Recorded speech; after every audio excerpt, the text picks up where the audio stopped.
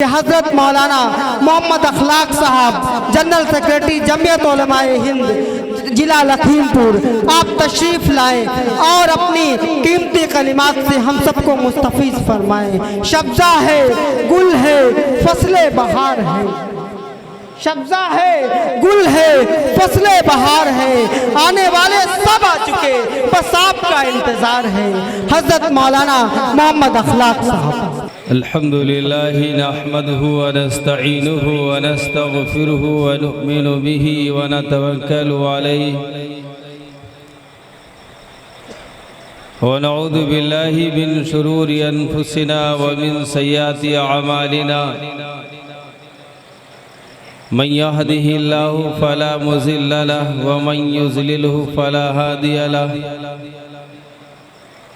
व नशहदु अन ला इलाहा इल्लल्लाहु व नशहदु अन्न सय्यदना व सनदना मौलाना मुहम्मदन अब्दुहु व रसूलुहु अम्मा बाद फ़अऊज़ु बिल्लाहि मिनश शैतानिर रजीम बिस्मिल्लाहिर रहमानिर रहीम व मा अर्सलनाका इल्ला रहमतल लिल आलमीन सदक़ल्लाहुल अज़ीम व क़ाल तआला फ़िल क़ुरानिल मजीद वल फ़ुरक़ानिल हमीद फ़इन तनाज़अतुम फ़ी शैइन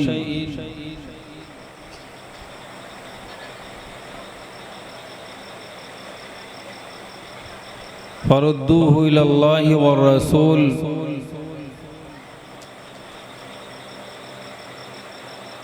सदक़ल्लाहुल अज़ीम।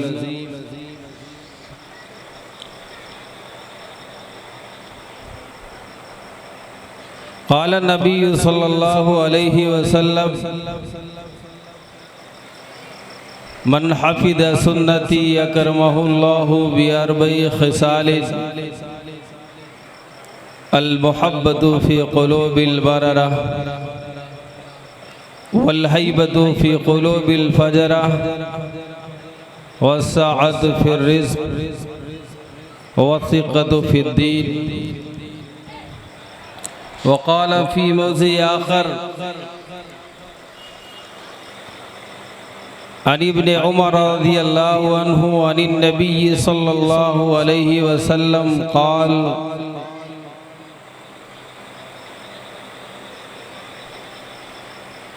अल-मुअमिनु अल्लज़ी युख़ालितु अन्नास यस्बिरु अला आदाहुम अअज़मु अजरम मिनल मुअमिनि अल्लज़ी ला युख़ालितु अन्नास ला यस्बिरु अला आदाहुम औ कमा क़ाल अलैहि सलातु वस्सलाम। मोहतरम बुज़ुर्गों और अज़ीज़ साथियों, अल्लाह का बेइंतहा एहसान है, उसका करम है कि रब्ब ज़ुल जलाल ने इस माह मुबारक के इस रिवायती प्रोग्राम को मुनाक़िद करने के लिए आपके बस्ती के नौजवान और बिलखुसूस यहाँ की जो कमेटी है उसके कारकुनान, जिन्होंने अपनी तगोदों से, अपनी मेहनतों से आज का ये मुशायरा और ये जलसा बहुत ही खूबसूरत, जैसा कि मुझे बताया गया कि इस स्टेज पे हमारे मुल्की भाई भी तशरीफ़ रखते हैं। गंगा जमुनी की ये तहज़ीब का प्रोग्राम अल्लाह कबूल फरमाए। आज के इस प्रोग्राम की सदारत हज़रत हाफिज़ महमूदुल हक़ साहब और इस जलसे की निज़ामत आली जनाब मोहम्मद सलमान साहब बखूबी अंजाम दे रहे हैं और स्टेज पे एक बड़ी तादाद उलमा की, हुफ्फाज की, कुर्रा की मौजूद है। वक्त मुख्तसर है, इस मुख्तसर वक्त में एक एक करके अगर नाम लिया जाए तो बहुत ताख़ीर हो जाएगी। आज के इस प्रोग्राम में जो बिलखुसूस मुझे दावत मिली कि मास्टर लियाकत साहब माशाअल्लाह आप बैठ जाइए। अब मौलाना सिराज साहब जिन्होंने दावत मुझे दी और जिस दावत पे मेरी हाजिरी हुई,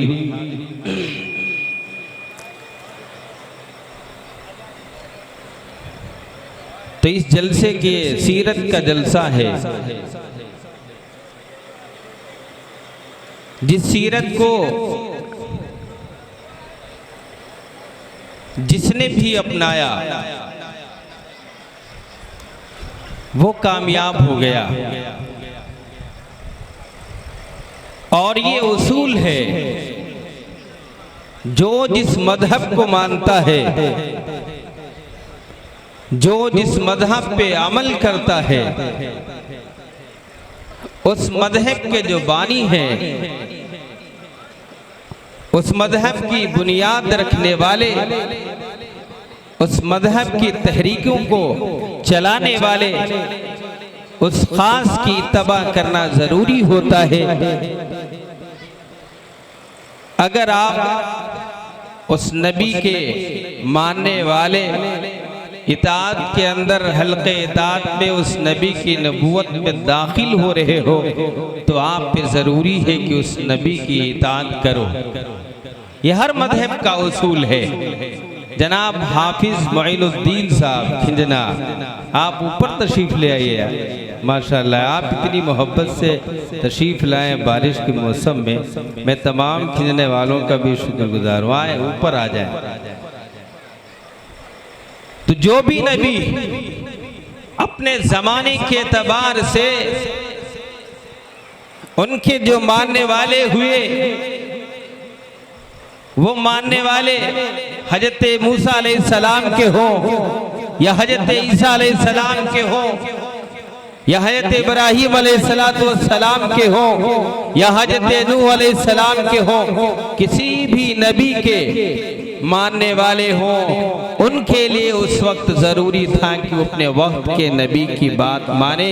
अगर वो दावा करते हैं कि हम नूह अलैहिस्सलाम के मानने वाले हैं, मूसा अलैहिस्सलाम के मानने वाले हैं या ईसा अलैहिस्सलाम के मानने वाले हैं, इन सब पे जरूरी है कि अपने वक्त के नबी की इताअत करें, अपने वक्त के नबी की माने। इसी सफर की आखिरी कड़ी मोहम्मद अरबी सल्लल्लाहु अलैहि वसल्लम है। आपकी तशरीफ इस दुनिया में जिस वक्त आई,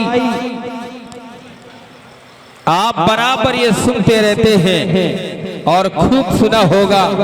रबीउल अव्वल के इस माह के अंदर आप सल्लल्लाहु अलैहि वसल्लम इसी माह मुबारक में तशरीफ लाए। आप सल्लल्लाहु अलैहि वसल्लम की आमद से पहले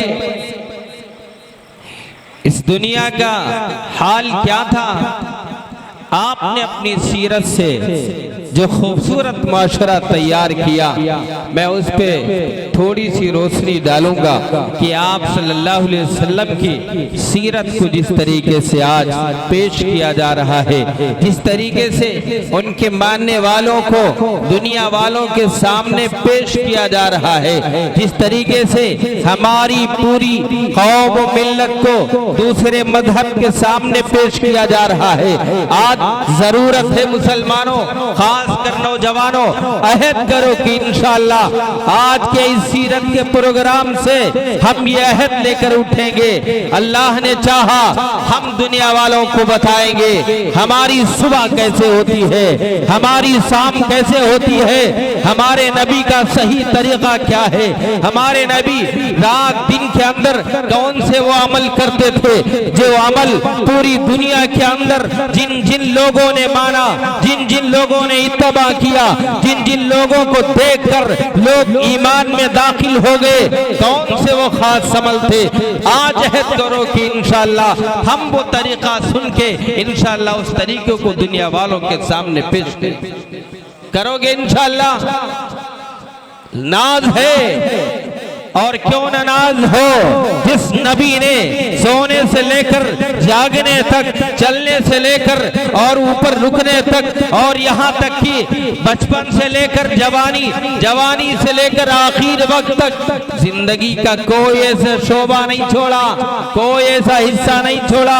गरीबी का ले लो, गरीबी में कैसे रहना है, आओ मेरे आका के करीब आओ, मेरे आका बताएंगे गरीबों तुम्हें कैसे रहना है। अगर तुम मजदूर हो, अगर तुम गरीब हो, अगर तुम फाके से गुजर रहे हो, आओ मेरे आका की जिंदगी देखो, मेरे आका की जिंदगी मिलेगा साफ वाज़ेह तौर पर कि गरीब कैसे जिंदगी गुजारे, अल्लाह जिससे खुश हो जाए, गरीब कैसे रहे जिससे जिंदगी बेहतर हो जाए।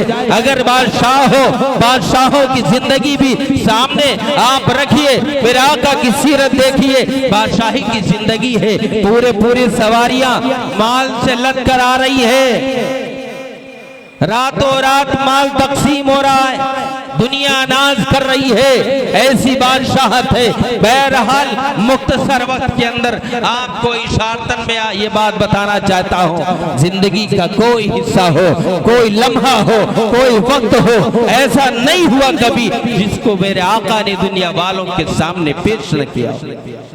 वो सारे तरीके पेश किए।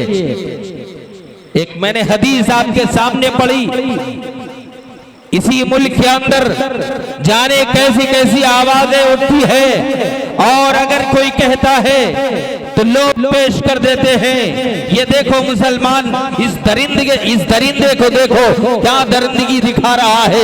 कभी आप लड़कियों के चक्कर में फंसकर अपनी शरीयत की हदों को तोड़ देते हैं। खासकर नौजवानों, आज तुम पे जरूरी है, ये बात जरूरी है, अपनी जवानी के इस सरमस्ती के अंदर न पड़ो, अपनी जवानी के रंगीनियों में न पड़ो, अपनी जवानी के इन मस्ती के आलम में पढ़कर अपने मजहब को अल्लाह के लिए बदनाम न करो। मेरे आका तो बड़ा साफ सुथरा जवानी का हाल देकर गए थे। देखो तो सही, जवान सहाबा है, आप सल्लल्लाहु अलैहि वसल्लम के हुजूर हाजिर होकर कह रहे मेरे आका मैं शादी करना चाहता हूँ। मेरे आका कह रहे जाओ कर लो। वो कह रहे मेरे आका मैं इतना काला हूँ, मुझसे शादी कौन करेगा, मैं इतना काला हूँ, मुझसे शादी कौन करेगा।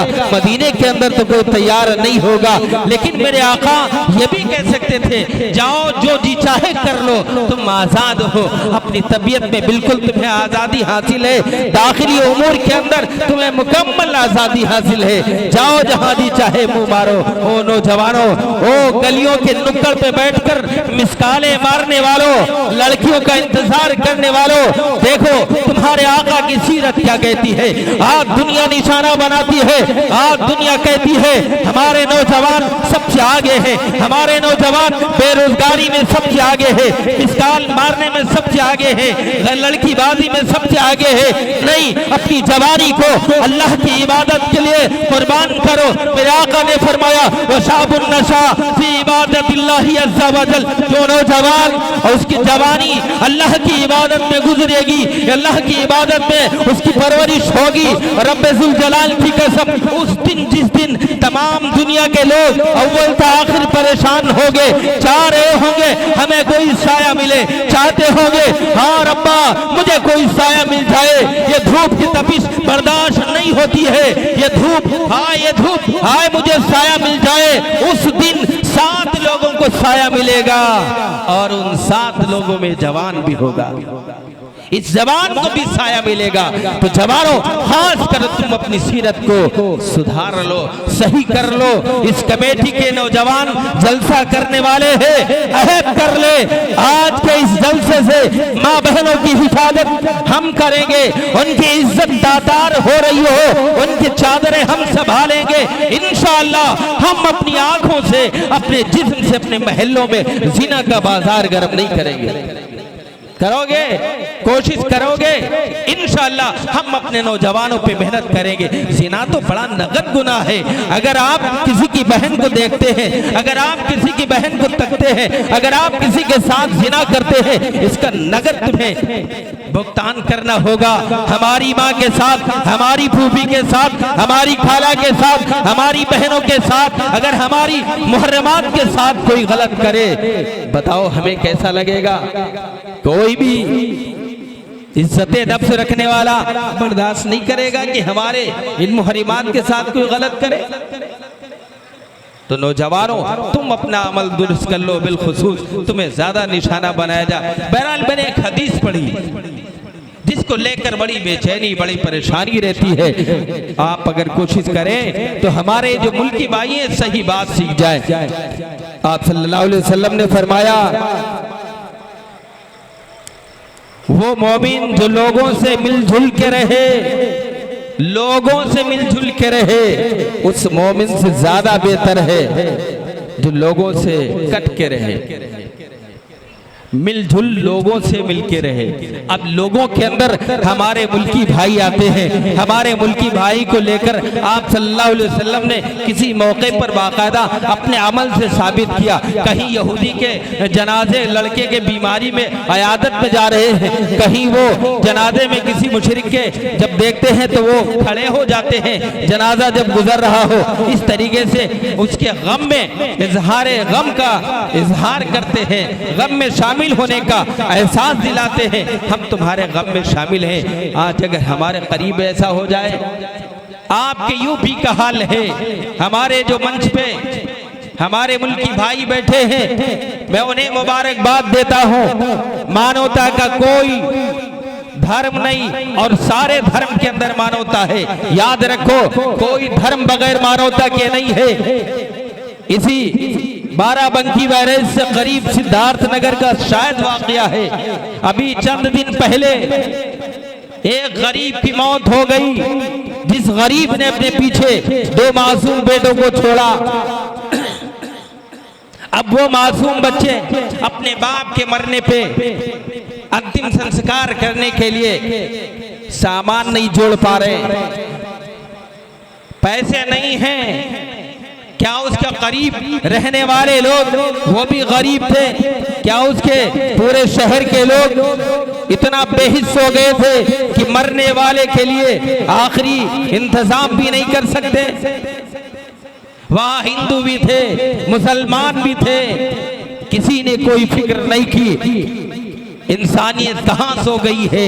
किस मजहब के अंदर आया है? किस मजहब ने सिखाया है? जाओ 6-6 साल की, 8-8 साल की, 13-13, 14 साल, 10 साल की बच्चियों के साथ तुम गलत काम करो। किसने सिखाया है? किसी मजहब ने नहीं सिखाया।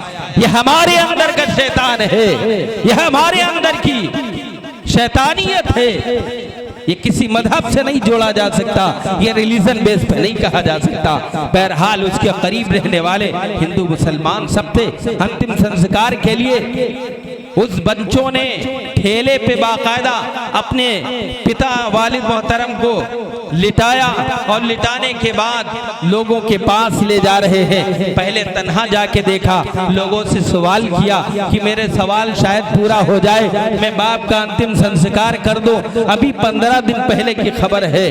बहरहाल किसी ने कोई उसकी बात एक न सुनी। वो मासूम बच्चे थे, बिल्कुल अनसुनी कर दी जिसके पास गए। आखिर में वो बच्चे ले जाकर चौराहों पे खड़े हो रहे हैं, वहां भी कोई ध्यान नहीं दे रहा है। एक मुसलमान, बहरहाल अल्लाह ने उसके दिल में डाला।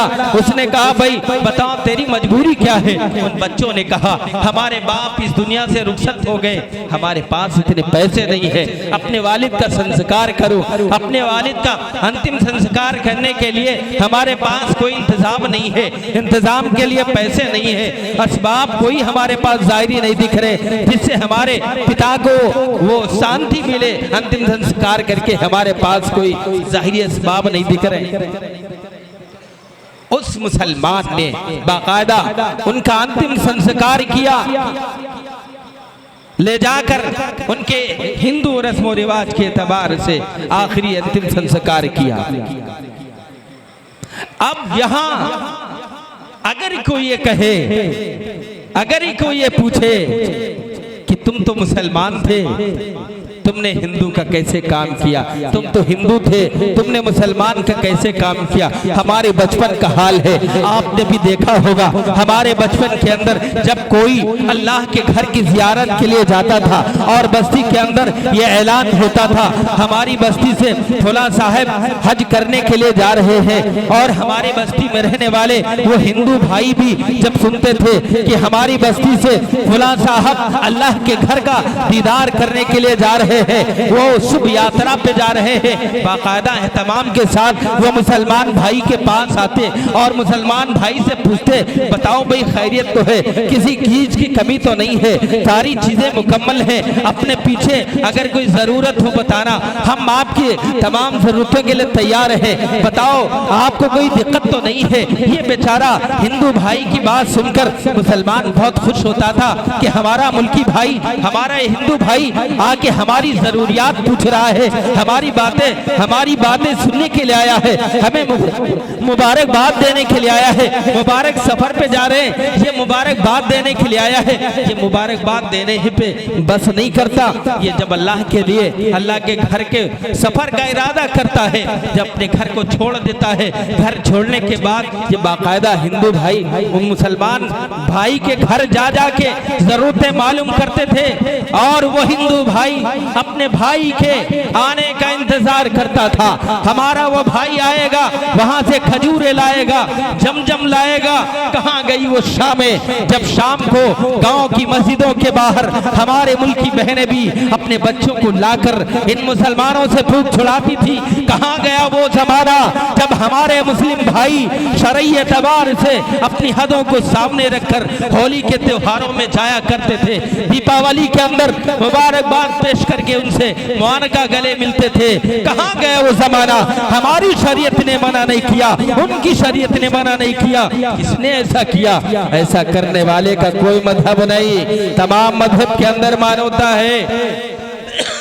बहरहाल वो जब मुबारक सफर से आते तो हिंदू भाई वहां जाके भाई से खैरियत मालूम करता, सफर बताओ अच्छा हुआ या नहीं, सफर के हालात मालूम करके अब भाई को जमजम पेश किया जा रहा है, खजूरें खिलाई जा रही हैं। ये हिंदू हमारा भाई है जो आज मुसलमान के घर बैठकर जमजम पी रहा है, हमारा मुसलमान भाई वहाँ हिंदू भाई के यहाँ जा रहा है, और हमारे आका ने बाकायदा हर एक शख्स का एहतराम बताया है। मेरे आका ने शाहरूम के पास जब खत लिखा, उस खत के अंदर भी अजीम शख्सियत का जिक्र किया है। अजीम बादशाह मैं तुझे दावत देता हूँ, अजीम बादशाह का जिक्र किया।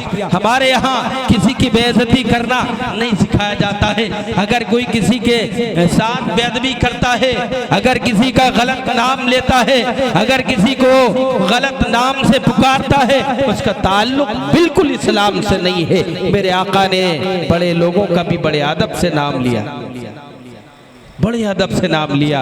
शाहरूख के ताल्लुक से मेरे आका की जो सीरत है, मेरे आका की सीरत मुसलमानों ने तारीफ की तो क्या हुआ, गैरों ने जिस तरीके से तारीफ की। और आज भी अगर मुसलमान ये अहद कर ले कि हम आका की सुन्नत को अपनी जिंदगी में उतारेंगे, हम आका की सुन्नत पे अपनी जिंदगी को गुजारेंगे, चलाएंगे अपने आप को, रब्बे जुल जलाल की कसम आज भी लोग आपकी जिंदगी को मिसाल और नमूना बनाएंगे कि भाई बड़ा अच्छा है बंदा, आज भी बनाएंगे। शाहरूख के पास खत लिखा, अजीम बादशाह का जिक्र किया।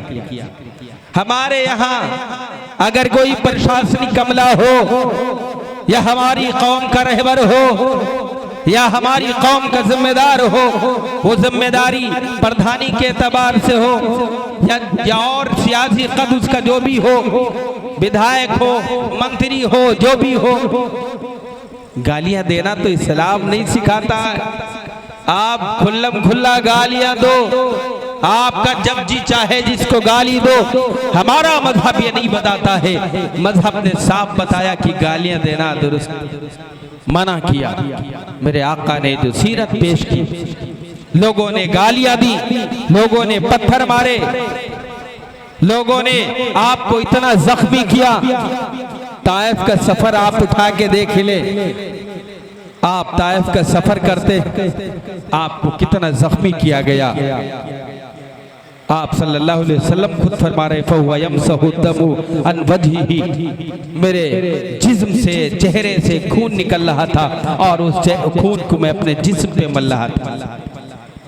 ये बात बाकायदा कही गई कि आप सल्लल्लाहु अलैहि वसल्लम से जिक्र किया गया कि आप अपने ऊपर से नीचे से बहता हुआ खून आप ऊपर अपने जिस्म पे क्यों मल रहे थे। मेरे आका ने फरमाया, बड़े प्यारे जुमले फरमाए। मेरे आका ने फरमाया, अगर उस जमीन पे मेरा खून गिर जाता, अगर मेरा खून जमीन पे गिर जाता, मुझे डर था कहीं अल्लाह रब्बुल इज्जत उस जमीन के रहने वालों को अजाब में न मुब्तला कर देता, इसलिए मैं अपने खून को जिस्म पे अपने मल रहा था।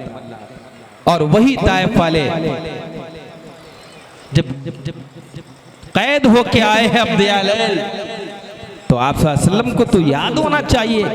इन लोगों से हमने मना किया था कि भाई अगर इस्लाम कबूल नहीं करना है ना करिए, मेरी दावत ठुकराना है ठीक है, कोई मसला नहीं, लेकिन आप जिक्र न करना, आप कहीं इसका जिक्र न करना। मैं खामोशी से अपने वापस दोबारा मक्के चला जाता हूँ, आप कहीं इसका जिक्र न करना। लेकिन उन कमबख्तों ने अपने शहर के उबास लड़कों को, अपने शहर के पागल और दीवाना लड़कों को, उन जवानों को जो बड़े संग दिल थे, बड़े बेरहम थे, उनके बाकायदा कतारें लगाई गई। दाहिने भी कतार लगी है, बाएं भी कतार लगी है। उन कतार के बीच में आप सल्लल्लाहु अलैहि वसल्लम चल रहे हैं, आपको गालियां दी जा रही हैं, आप पे पत्थर बरसाए जा रहे हैं। और जब आप उनके जुल्म से परेशान होकर बैठ जाते, आपके हाथों में हाथ डाल के उठाया जा रहा हो और फिर चला के फिर पत्थर मारा जा रहा हो, फिर गालियां दी जा रही हो,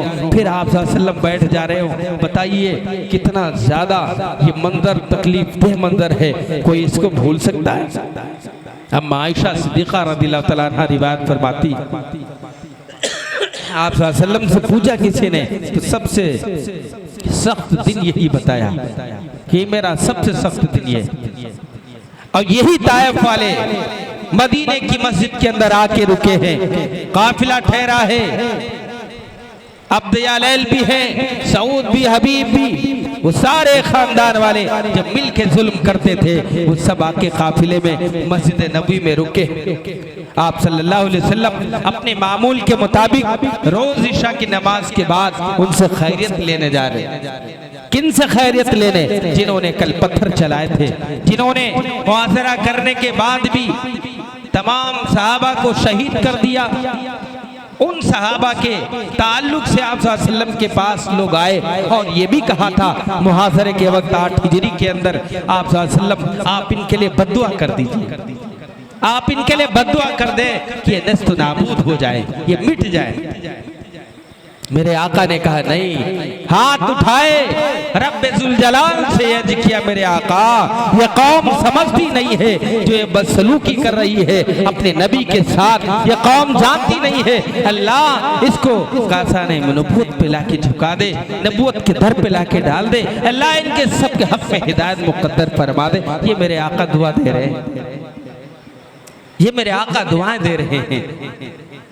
रोज ईशा के बाद आप मिजाज पुरसी करने के जा रहे, खैरियत मालूम करने के जा रहे, भाई तुम्हारी खैरियत क्या है, ठीक है, खाना खाया या नहीं खाया, किसी चीज की कोई जरूरत तो नहीं है। किससे मालूम कर रहे हैं? उन लोगों से जिन लोगों ने पिछले दिनों में माजी अभी करीब के अंदर आप सल्लल्लाहु अलैहि वसल्लम पे पत्थर चलाए थे, आप सल्लल्लाहु अलैहि वसल्लम को गालियां दी थी, आप सल्लल्लाहु अलैहि वसल्लम की इज्जत नफ्स की धज्जियां उड़ाई थी। कोई भी रास्ता नहीं छोड़ा था जिससे आप सल्लल्लाहु अलैहि वसल्लम को तकलीफ न हुई।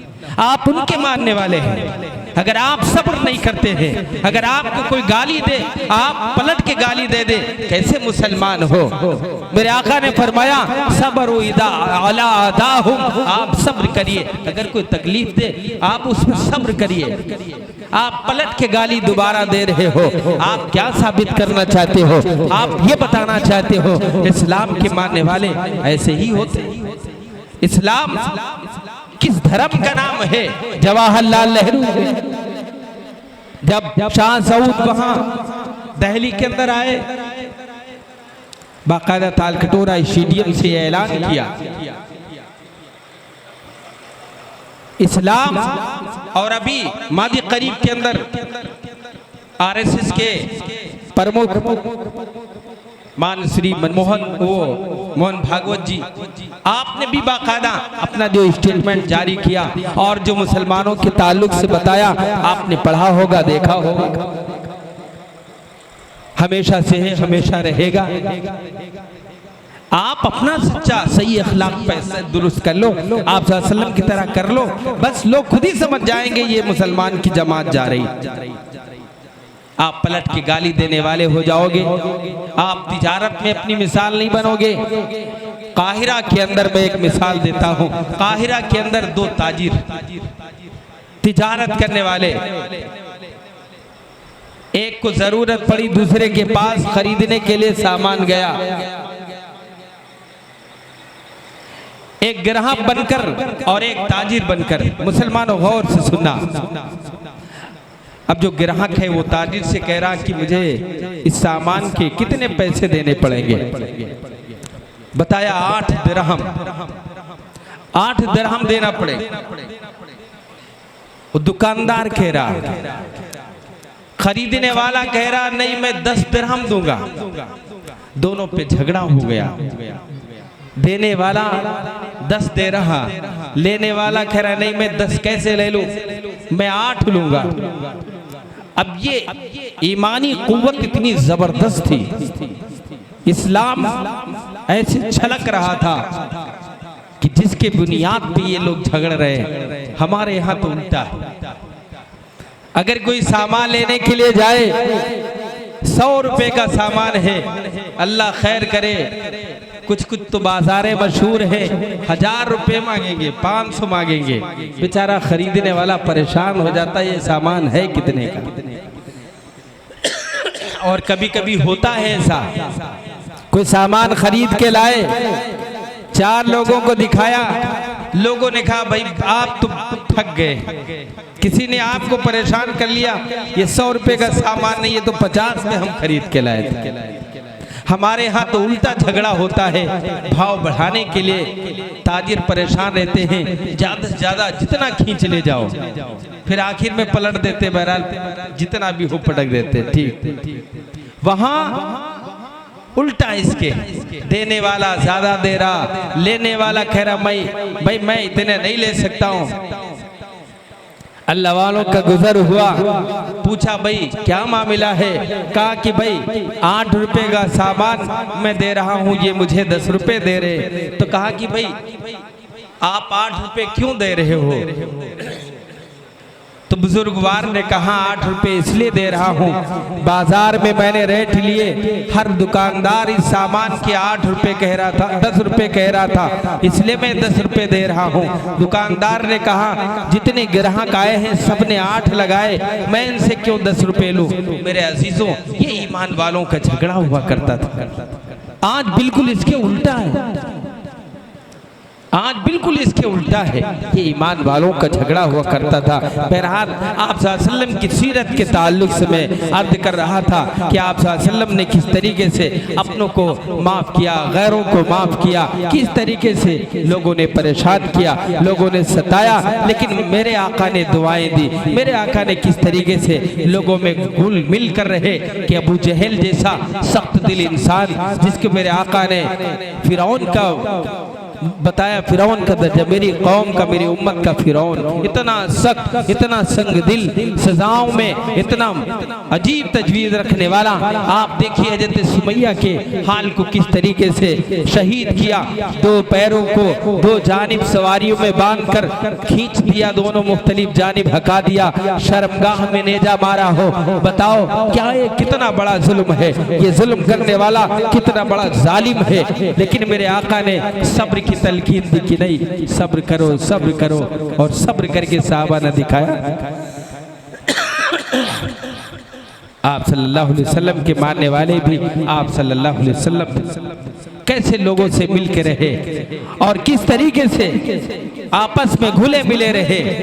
मैं एक और वाक़या आपको मिसाल के तौर पे बताता हूँ। एहतराम इंसानियत में इंसानियत खो गई है।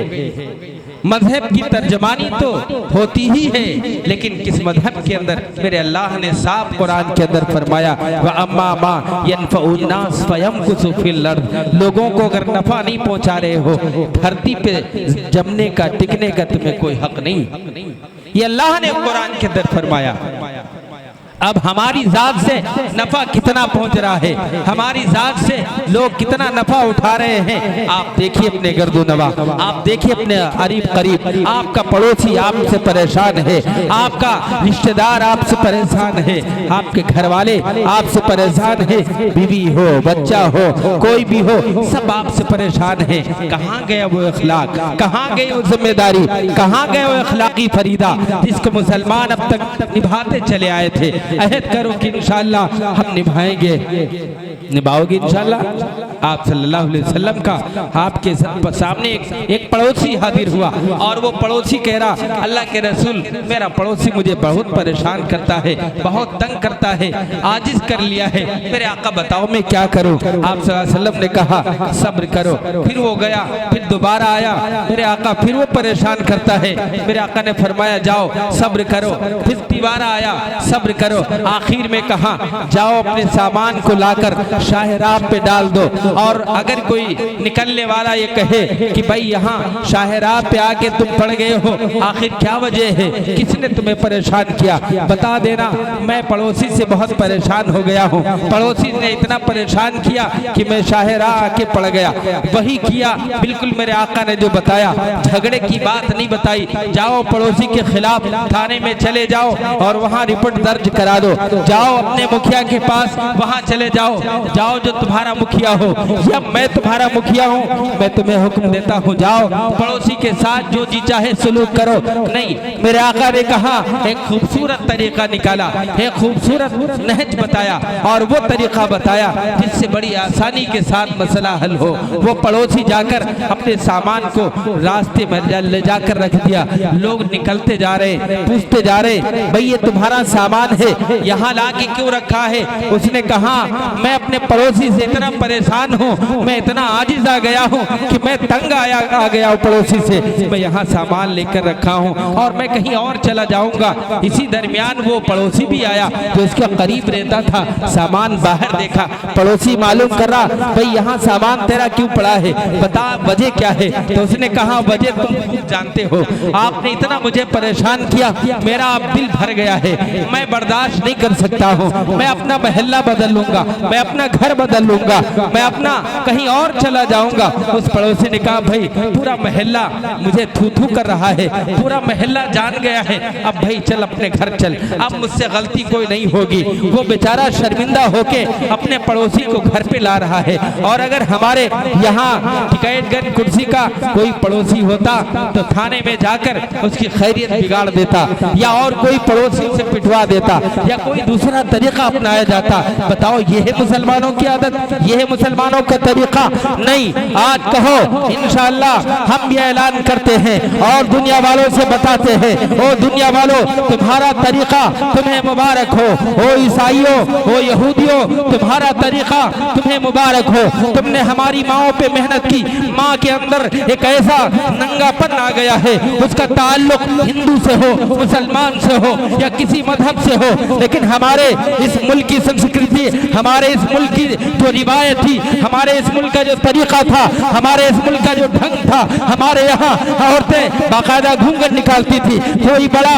छोटी औरत को नजर नहीं आता था, कोई देख नहीं सकता था। हाँ हमारी ये छोटी बहू है, हाँ हमारी ये छोटी लड़की है, ये हमारे मुल्क के अंदर बाकायदा हमारी मुल्क की बहनें भी करती थी और हमारी माँ बहनें भी बाजारों में नहीं जाती थी। आज जब इन लोगों का तरीका आया, आप देखिए मार्केटों के अंदर, देखिए मार्केटों के अंदर बाकायदा मुजस्समे खड़े हैं, औरतों की तस्वीरें खड़ी है, बाकायदा तस्वीरें सामने हैं। ये बेचारा नौजवान जो इस माशरे में जी रहा है, हिंदू हो मुसलमान हो किसी भी मजहब का मानने वाला हो, ये बेचारा वहाँ जाता है, उन औरतों के उभरी हुई चीजें देखता है, उन औरतों के जिस्म को देखकर इसके जहन के अंदर एक सवाल पैदा होता है, ये उभरी हुई चीज क्या है, ये जिना क्या होता है। बहरहाल वो इस तरफ माइल होता है, गुनाह करने के लिए अपने आप को तैयार करता है और तैयार करके वो गुनाहों में मुलविस करता है। कहाँ गई हमारे इस मुल्क की वो असासा, कहाँ गया हमारे मुल्क का वो तरीका, कहाँ गई हमारे मुल्क की वो खूबसूरत चीज जिसको आज इन लोगों ने लूट लिया है। अहद करो, हम इंशाअल्लाह अहद करते हैं और अंग्रेजों को बताएंगे नहीं, हम कल भी हम अपने मुल्की भाइयों के साथ रहते थे, हमारे जब मुल्की भाई अब माँ बहनों को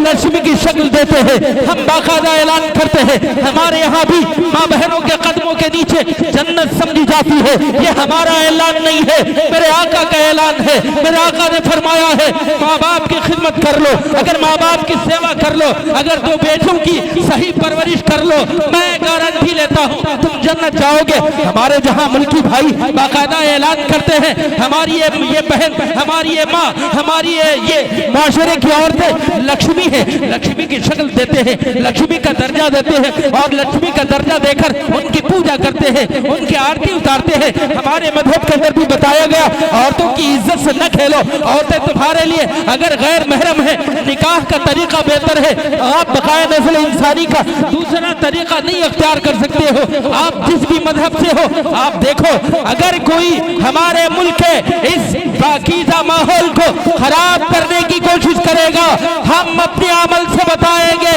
नहीं, बहुत हो गया, लूट लिया हमारी इज्जतों को, लूट लिया हमारे भाईचारे को, तबाह कर दिया हमारे अपने आपसी मसाइल को, तबाह कर दिया हमारे मिल्लत को, मुल्क के समाज को। अब इंशाअल्लाह ये गलती नहीं होगी, कहो इंशाअल्लाह नहीं होगी।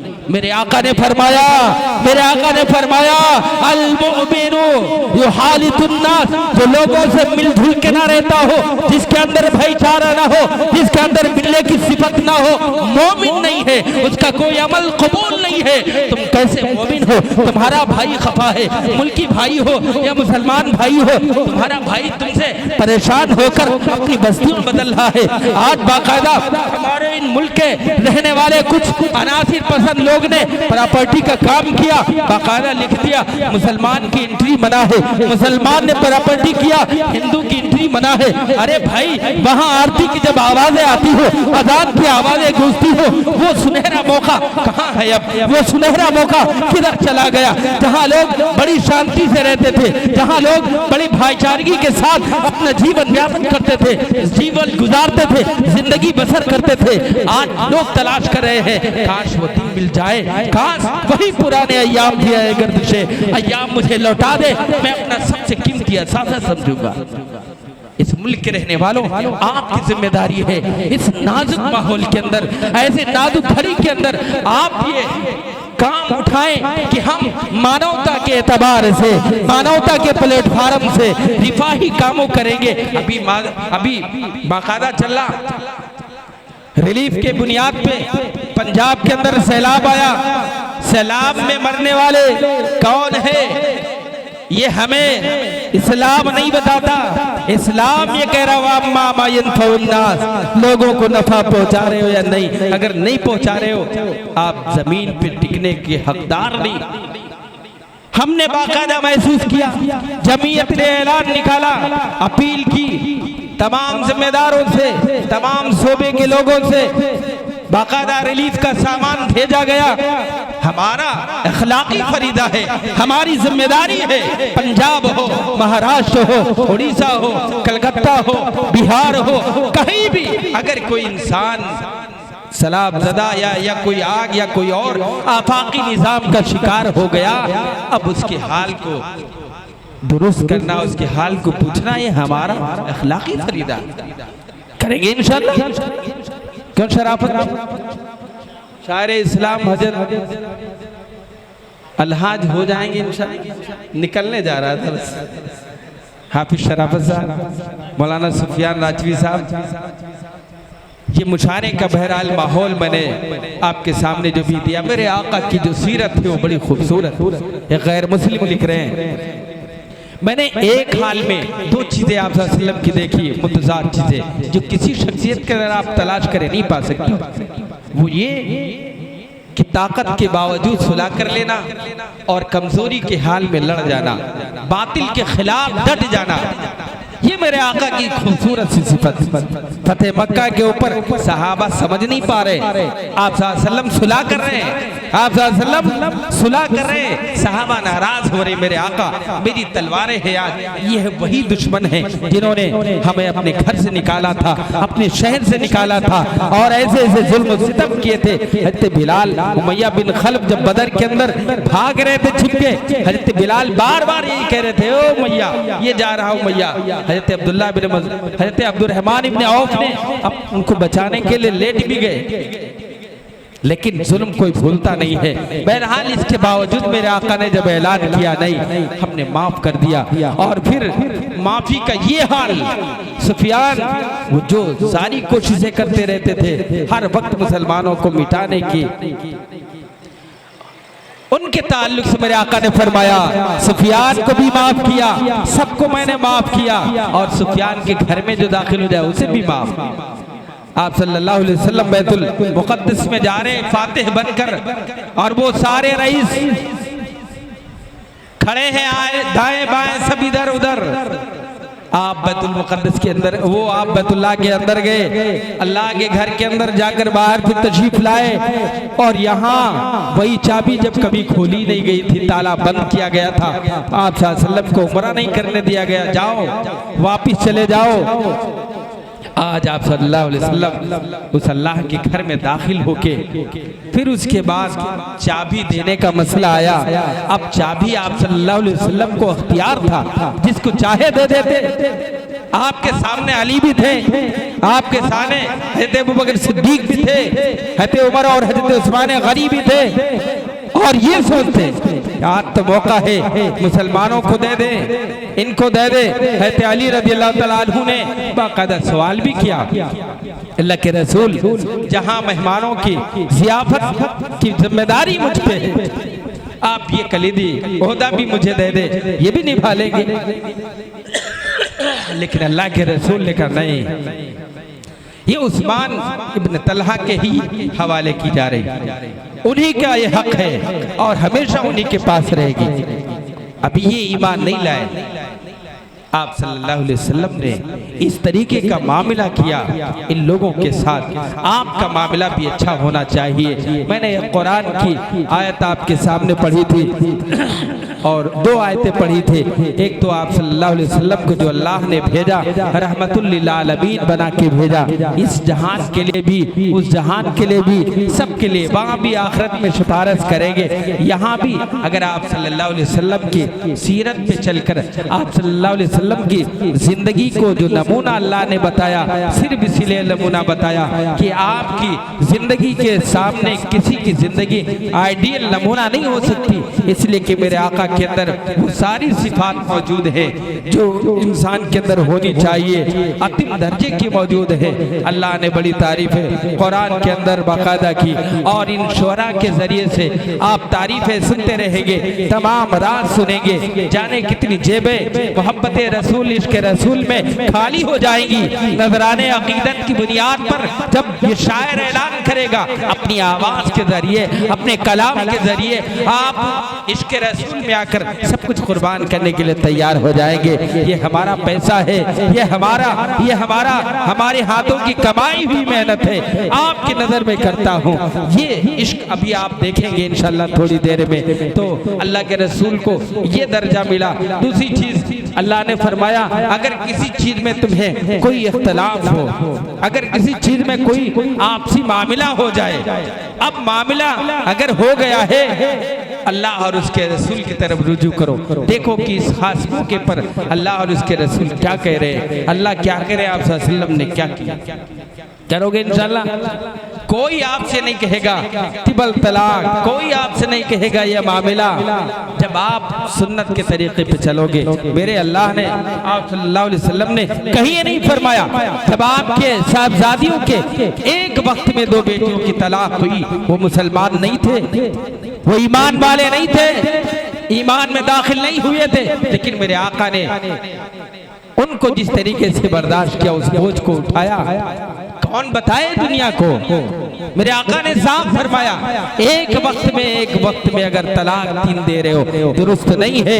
आसन तरीका बताया, तरबियत के तौर पे 1-2, फिर उसके बाद 1 महीना गुजर जाए, सलासत कुरूइन, 3 तूर के अंदर 2, आप धड़ाधड़ क्या तरीका। बहरहाल ये एक मिसाल मैंने आपके सामने दी, एक मिसाल मैंने सिद्धार्थ नगर की दी। आप मानवता के एतबार से तैयार रहिए। सीरत का जो एक सबक है वो आप पढ़िए, सीरत के जिंदगी के साथ अपनी जिंदगी को जब मिलाएंगे, आप सल्लल्लाहु अलैहि वसल्लम की सीरत को अपनी जिंदगी में उतारेंगे, आप सल्लल्लाहु अलैहि वसल्लम के सुबह शाम काम करेंगे, अल्लाह के हुक्मों पे अपनी जिंदगी लाएंगे, रब्बे जुल जलाल की कसम ये दुनिया तुमसे सबक सीखेगी, तुम्हें मिसाल में पेश करेगी। मुसलमान बड़े सीधे होते हैं। जैसे कभी जमात हमारी अंग्रेजों के मुल्कों में गई, अंग्रेजों ने बाकायदा लिखा हमारे यहाँ फरिश्ते आए हैं, हमारी बस्ती के अंदर फरिश्ते आए हैं। लोगों ने कहा भाई फरिश्तों की जमात डायरेक्ट हमारी बस्ती में,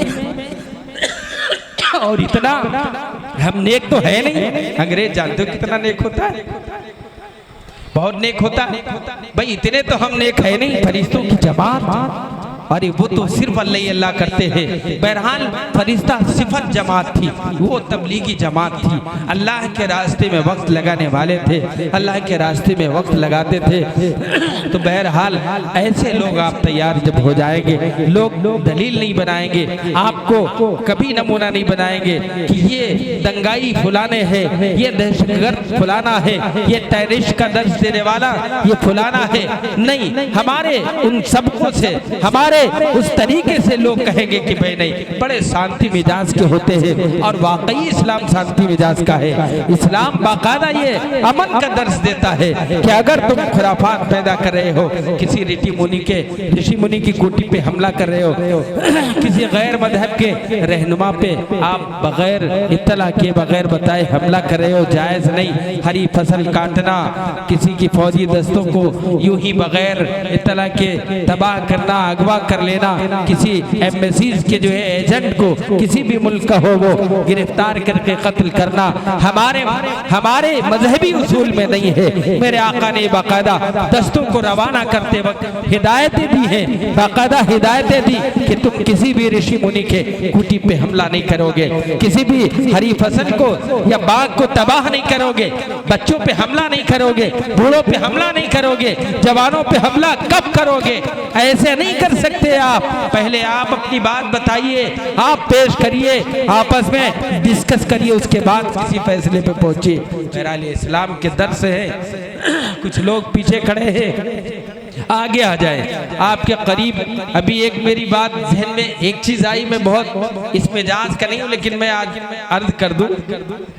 कुर्सी करीब में है, लखीमपुर में रहता हूँ, मुझसे लखीमपुर कुर्सी के ताल्लुक से बहुत सवाल होता है। मौलाना साहब कुर्सी आपके करीब है, आपके जिले में है, आप लखीमपुर में रहने, बताएं जरा कुर्सी का हाल क्या है। मैंने अभी परसों एक बयान में कहा था, एक चरसी वाला चरसी बैठ के कब्रिस्तान में पी रहा था, मैंने भी कहीं पढ़ा था, तो उनसे मैंने कहा कि कुर्सी का शायद वाकया हो,